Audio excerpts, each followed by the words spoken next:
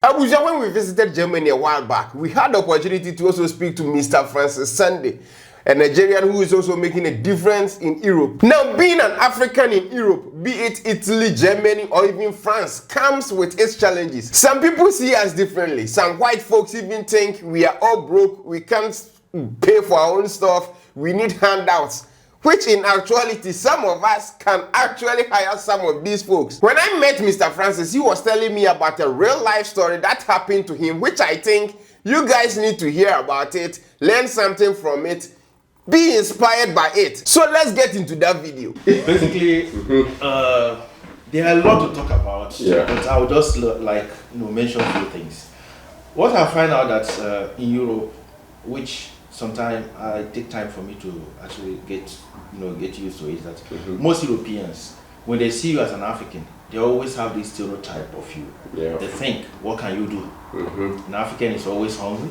An African is always in need of help. Always poor. Of course, we as human beings, we need also sometimes help. But the stereotype of that African means help, we kind of somebody who is in need of all things, is always there.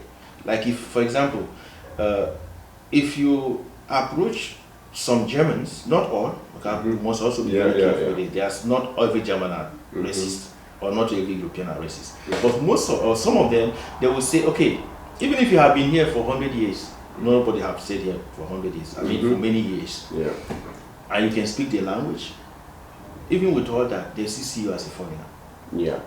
That means, for example, if you're approaching you, the first impression is that you don't even understand the language, so you will either try to approach you with English, even when you are like speaking German, they will be speaking in German.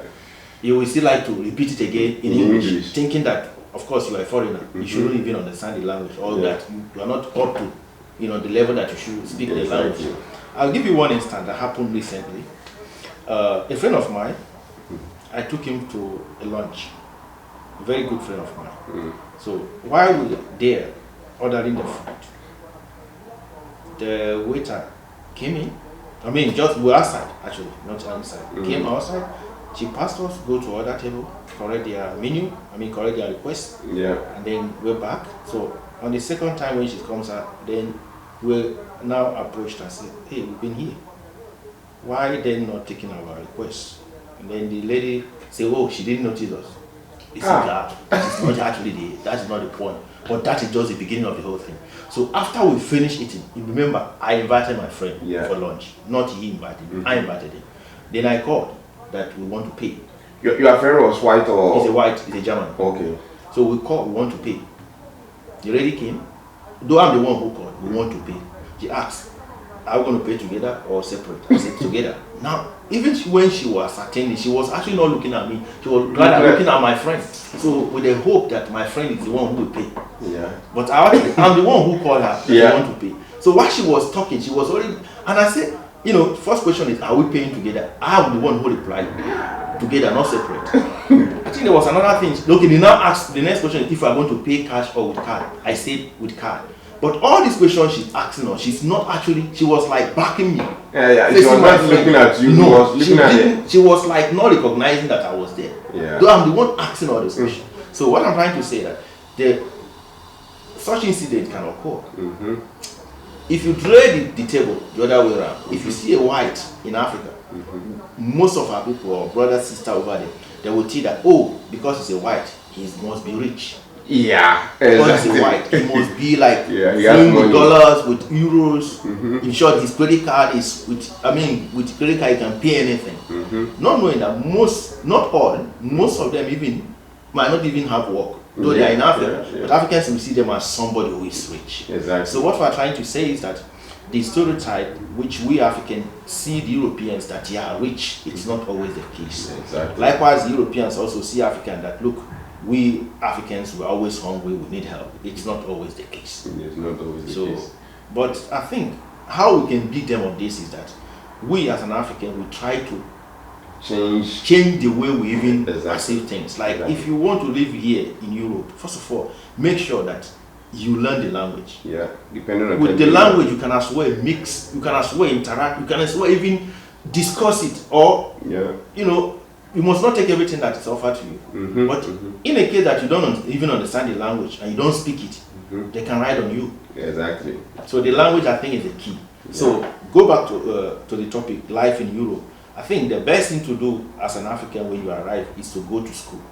You learn how to read and write the language, how to speak the language. It's very, very important because it will aid you. It's not just because the state or the country wants you to learn the language, but for your own good, which is very important because with the language you can do a lot. Exactly. Yes. That's it. Well, Afia, these things keeps happening. I thought it was only in Italy, but it looks like everywhere. It's everywhere. It's everywhere. So, and you see, sometimes it's also some of our guys, the black guys, how they, go to those establishments, how they perceive themselves, the clothes they will be wearing, and all those stuff. So when they see them, they think we are all the same. Yeah, but exactly.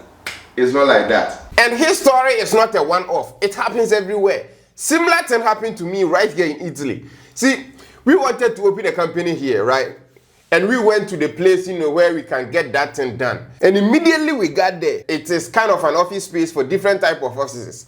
So when we reached the place we were actually going to, we rang the bell and the receptionist, a lady, came out. Immediately she saw us. The first thing she said was, "The doctor's place is up there, the next floor." And I was like, "What doctor?" And then she said, "You guys are coming to see the doctor.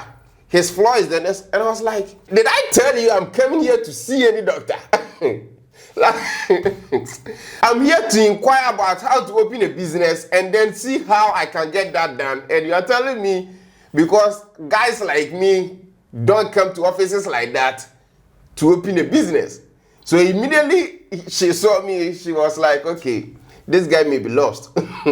Yeah, we go through a whole lot of weird stuff here. So like I said, sometimes I don't blame them. Some of us, the Africans here, gives them that idea, that impression that, all of us are broke. But sometimes it's not really like that. So Abuzia, that is today's video. I hope you learned something from it, was inspired by it. And if you've encountered anything similar like that, let me know in the comment section below. I really want to know what is happening around us. If this video was helpful to you in any way, just give me a thumbs up. Next week, new videos will be dropping like crazy right here on Magraheb Daily. So if you haven't subscribed, then please consider subscribing because the videos that are coming is just amazing and mind-blowing.